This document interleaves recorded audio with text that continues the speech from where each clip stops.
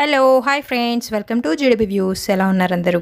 ఈరోజు అనగా 19th ఫిబ్రవరి 2025 శ్రీ క్రోధినామ సంవత్సరం ఉత్తరాయణ శిశిర ఋతువు మాఘమాస కృష్ణపక్షం. ఈరోజు బుధవారం, సప్తమి, విశాఖ నక్షత్రం. ఈరోజు ఓంకారం కార్యక్రమంలో గురుజుగారు తెలియజేసిన యోగక్షేమం, మంత్రబలం, పూజా విధానం ఏమిటో వీడియోని స్కిప్ చేయకుండా చూసి చక్కగా పాటించండి. అలాగే వీడియోని లైక్ చేయండి. ప్లీజ్ సబ్స్క్రైబ్ చేసుకోండి. Thank you. శిశిర ఋతువు మాఘమాస కృష్ణపక్ష సప్తమి. ప్రస్తుతం స్వాతి నక్షత్రం అయిపోయి విశాఖ నక్షత్రం ప్రారంభమైంది. ఈరోజు బుధవారం, చాలా విశేషమైన రోజు. ఈరోజు మనమందరూ కూడా మంత్రబలంలో ఓం నమో భగవతే వాసుదేవాయ అనే నామాన్ని కానీ, ఏదో ఓం వాసుదేవాయ నమః అనే నామాన్ని కానీ జపించాలి. మంత్రబలంలో ఈ నామాన్ని జపించడం వలన మనకి ప్రయాణాల్లో ఆపదలు రావు, మరియు ధైర్యం ప్రాప్తిస్తుంది, శత్రు బాధ తగ్గుతుంది, మనం చేసే వృత్తిలో అభివృద్ధి కూడా కనబడుతుంది. అందరూ భక్తి శ్రద్ధతో ఈరోజు ఓం వాసుదేవాయ నమః అనే నామాన్ని 108 సార్లు జపించి ఆ ఒక వాసుదేవుని అనుగ్రహం పొందండి. ఓం వాసుదేవాయ నమః, వాసుదేవాయ నమః అందరూ జపించండి. భగవంతుని అనుగ్రహం మీపై ఉంటుంది. వెంటనే నిలుచుకునే రోజు ఒక చోటు, మనం గమనించుకునే చోటు. అంతేకాకుండా ఎక్కడైనా వెళ్ళాలి అంటే సింగారం చేసుకునేటప్పుడు అది అత్యవసరం, తలదూపుకునేటప్పుడు అత్యవసరం, ముఖంలో ఏదైనా అలంకరణ చేసుకునేటప్పుడు కూడా అత్యవసరమైనది, మరియు మంచి వస్త్రాలు వేసుకున్నా అది మనకి సూట్ అవుతాయా లేదా అని అత్యవసరం. ఈ ఒక అత్యవసరమైనది మరియు దానికి ఎక్కువగా గమనించే అది ఆ వస్తువు ఆభరణ షాపుల్లోనూ ఉంటాయి, అదే విధానంగా బట్టలు కొట్లలోనూ ఉంటాయి, ప్రతి ఇంట్లోనూ ఉంటుంది. రోజుకి కనీసం 1-2 సార్లు అయినా దాన్ని ఉపయోగిస్తూనే ఉంటారు. అటువంటిది మిర్రర్ అంటే అద్దం. అవును కదా, మీ అందాన్ని చందాన్ని చూసుకోవడానికి అది ఉపయోగపడుతూ ఉంటుంది. కానీ ఆ అద్దము ఏ దిశలో ఉంటే మీకు ఏం జరుగుతుంది అని ఎప్పుడైనా ఆలోచించారా? అద్దాన్ని ఎక్కువ చూడకూడదు అంటారు, ఎందుకంటే మనలో ఉన్న నెగిటివ్ అది ఆకర్షిస్తుంది అంట. తర్వాత ఆ నెగిటివ్ ని ఆకర్షించి దాంట్లోనే ఉంచుకొని ఎక్కువ దాని ముందే నిలుచుకుంటే ఆ ఎనర్జీ మన పైనే రిఫ్లెక్ట్ అయ్యి మనలో ఉన్న ఆరా ఎనర్జీ నెగిటివ్ గా కన్వర్ట్ అయిపోతుంది. అందుకే అద్దాలు ఎక్కువ ఇంట్లో యూజ్ చేయకూడదు, అద్దాన్ని రాత్రిపూట చూడకూడదు.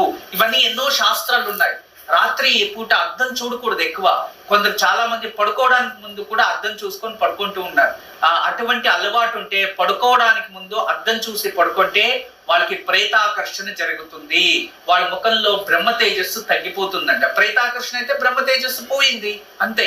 అదే విధానంగా వాళ్ళ శరీరంలో ఉన్న ఆరా ఎనర్జీ మనకి మిర్రర్ లో చూసినప్పుడు అది clock wise anti clock wise కనబడుతుంది కదా, ఆ రిఫ్లెక్ట్ మళ్ళీ మన బాడీ పైన పడి మన ఈ ఒక చక్షుర్ దృష్టి అనేది ఆ ఆరా ఎనర్జీకి ఆకర్షించి మన పాజిటివ్ ఎనర్జీ మనలోనే నెగిటివ్ కి అది కన్వర్ట్ చేసేస్తుంది. అంత డేంజరస్ ఎక్కువ అద్దం ముందు నిల్చుకుంటే. అందువల్ల దయచేసి అద్దాన్ని ఉపయోగించడం తక్కువ చేయండి. అదే విధానంగా అద్దం ముందు ఎక్కువ నిలబడకూడదు, ఎక్కువసేపు అద్దాన్ని చూడకూడదు, ఎంత కావాలో అంతే చూడాలి. మరియు మరొక విషయం ఏంటంటే అద్దం ఎప్పుడు కూడా దక్షిణపు దిశ వాల్స్ కి ఏదైతే ఉందో దయచేసి అద్దాలు పెట్టకండి. దక్షిణ దిశపు వాల్స్ లో అద్దం ఎవరైతే పెట్టి దాన్ని ఎక్కువ అబ్జర్వ్ చేస్తూ ఉంటారో ఆ ఇంటికి అత్యధికమైన నెగిటివ్ ఎనర్జీ అందరిపైన ఆ ఎనర్జీ చూపిస్తూ వాళ్ళల్లో విషమ పరిస్థితులు ఏర్పడతాయి. ప్రకృతికి అధర్మమైనవి, మన జీవితానికి విరుద్ధమైనవి, తెలియకుండానే మన జీవితంలో విరుద్ధమైన వ్యక్తులు ప్రవేశం చేసి మన జీవితాల్ని పాడు చేస్తారు. అటువంటి ఎనర్జీ మనలో ఉత్పత్తి అయిపోతుందంట. దాని నుంచి ఈ అద్దాల విచారంలో అయినంత వరకు జాగ్రత్తగా ఉండడం మంచిది. ఈ రోజు తారాబలం నిత్య నక్షత్రం విశాఖ నక్షత్రం అయితే ఈ రోజు అశ్విని మఖ మూలా నక్షత్రం వారికి 9వ తార, జాగ్రత్తగా ఉండండి. భరణి పుబ్బ పూర్వాషాఢ నక్షత్రం వారికి సాధక తార, కష్టపడండి, దానికి తగినట్టుగా ప్రతిఫలం ఉంటుంది. కృతిక ఉత్తరాషాఢ వీరికి ప్రత్యక్తారా అయినంత వరకు ఆలోచించి నిర్ణయాలు తీసుకోవడం ఉత్తమం. రోహిణి, హస్త, శ్రవణ నక్షత్రం వారికి క్షేమతార, అద్భుతమైన రోజు, ప్రయత్నించండి. మృగశిర, చిత్త, ధనిష్ట నక్షత్రం వారికి విపత్తార, అయినంత వరకు జాగ్రత్త వహించండి. ఆరిద్ర, స్వాతి, శతభిష, సంపత్తార, ఆర్థికంగా అభివృద్ధి అవుతారు, ప్రయత్నించండి. మరియు పునర్వసు, విశాఖ, పూర్వ భాద్రపద, జన్మతార, అయినంత వరకు ఆరోగ్య పట్ల జాగ్రత్త వహించండి. పుష్య, అనురాధ, ఉత్తర భాద్రపద, పరమమిత్రతార, ఈ రోజు మీరు ఏ పని చేసినా సక్సెస్ అవుతుంది, ప్రయత్నించండి.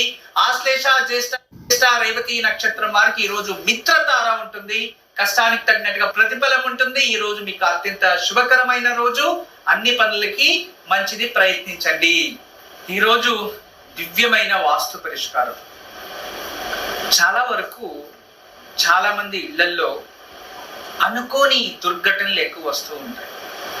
పైనుంచి పడిపోవడం, మెట్లు దిగేటప్పుడు ఏదైనా కాలు బ్రేక్ అవ్వడం, ఒకరికి అనారోగ్య సమస్యలు రావడం, ఇటువంటివి జరుగుతూ ఉంటాయి. దీనికి కారణం ఒకటే, మన ఇల్లు ఏదైనా సింహ ఒక ఆయిల్లో ఉంటే. చాలా మంది ఈ సింహాయిల్లో ఇల్లు నిర్మాణం చేస్తారు. సింహాయిల్లో దీంట్లో ఒకటి ఇన్నర్ ఆయము అంటే వడాయము, వరాయము అని రెండు ఉంటాయి. అంటే ఇన్నర్ అండ్ అవుటర్. ఈ రెంట్లో కూడా డిఫరెన్స్ చాలా ఉంటాయి. అపార్ట్మెంట్స్ మనం కొనేస్తాం, దాంట్లో ఏం ఆయాలు ఉన్నాయో తెలీదు. అదే విధంగా రెంట్ హౌస్కి వెళ్తాం, ఏ ఆయము ఉంటుందో తెలీదు. దీనివల్ల చాలా ఇబ్బంది పడుతూ ఉన్నారు. దయచేసి మీకు అందరికీ చెప్పేది ఒకటే, మనకి ప్రకృతిలో కాస్మిక్ డివైజెస్ అనేవి ఏవీ లేదు. కేవలం చక్రం మాత్రమే కాస్మిక్ డివైజ్ ని ఉత్పత్తి చేస్తుంది. నక్షత్ర మండలం కూడా కాస్మిక్ ఎనర్జీ ఉత్పత్తి చేస్తుంది. సముద్రం కూడా కాస్మిక్ ఎనర్జీ ఉత్పత్తి చేస్తుంది. ఇలా విధాలుగా కాస్మిక్ ఎనర్జీ ఉత్పత్తి ప్రపంచంలో జరుగుతుంది. అన్ని క్లాక్ వైజే ఉంటాయి. ఆ కాస్మిక్ ఎనర్జీని మన ఇంటికి ఆకర్షించాలి అంటే మన ఇంట్లో ఏదో ఒక డివైస్ ఉండాలి. ఆ డివైస్ ఏంటి తెలియదు కదా. అందుకే చక్రము. శ్రీవాస్తులో వచ్చే 7 చక్రాలు మన శరీరానికి ప్రతినిధులుగా పనిచేస్తుంది. అదే విధానంగా పంచభూతాలకి సరి సమానమైనవి. అటువంటి దివ్యమైన శ్రీవాస్తు యంత్రం ఇంట్లో ఉంటే ఖచ్చితంగా ఎటువంటి వాస్తు దోషమున్నా తొలగించే శక్తి దానికి ఉంది. మనము టాబ్లెట్ వేసుకోవడంగానే దాని ప్రభావం కనబడదు. It's take time. ఎందుకంటే ఒక అనారోగ్యవంతుడు ఆరోగ్యంగా మారాలి అంటే కాస్త ఒక వారం 15 రోజులు ఎలా తీసుకుంటుందో, శ్రీవాస్తు యంత్రం పెట్టిన తర్వాత day by day cosmic energy అనేది ఎక్కువ అవుతూ ఆ నెగిటివ్ ఎనర్జీని తొలగిస్తూ వస్తుంది. అలా మనం ఇళ్లలో ఎప్పుడైనా మనము ఇంట్లో ఎక్కువ గాయాలు జరుగుతున్నాయి అంటే, ఎక్కువ ఏదో జరుగుతుంది లేదా ఎక్కువ ప్రాణానికి ఇబ్బంది అవుతుంది, శరీరానికి ఇబ్బంది అవుతుంది అన్నప్పుడు ఖచ్చితంగా మీరు ఆ ఇంట్లో శ్రీవాస్తు యంత్రం పెట్టండి, దాని నుంచి బయటపడతారు. రేపు చాలా దివ్యమైన పూజ గుర్తుంచుకోండి. మాఘమాసం కృష్ణపక్షం అష్టమి, కాలభైరవుడికి మహోత్తరమైన రోజు రేపు గురువారం. అయితే మీకు అందరికీ కూడా మోస్ట్ పవర్ఫుల్ ఒక స్తోత్రం బగళాముఖి స్తోత్రం. మీకు ఎటువంటి శత్రు భయం ఉన్నా, శత్రువులు మీ ముందు చేతులు కట్టుకొని నిల్చుకోవాలన్నా, శత్రువుల నుంచి మీరు ఎటువంటి ఆపదలు ఉన్నా మరియు ధర్మం గెలవడానికి, మరియు మీకు ఎవరైనా మోసం చేసి ఉంటే దాని నుంచి బయటపడడానికి, ఎవరైనా నిందలు వేసి అపకీర్తి జరుగుతూ ఉంటే, ఏదైనా బంధంలో ఉండిపోయింటే, చీకటి ప్రపంచంలో ఉండిపోయింటే దానికి అద్భుతమైన పరిష్కారం రేపు మాఘమాసం కృష్ణపక్షం అష్టమి మోస్ట్ పవర్ఫుల్ డే. గుర్తుపెట్టుకోండి. ఈ ఒక రేపు రావి చెట్టు కింద కానీ బిల్వవృక్షం కింద కానీ ఉదయం 6 గంటల లోపు లేదా 8 గంటల లోపు మీరు అక్కడే కూర్చొని బగళాముఖి స్తోత్రాన్ని చదవాలి.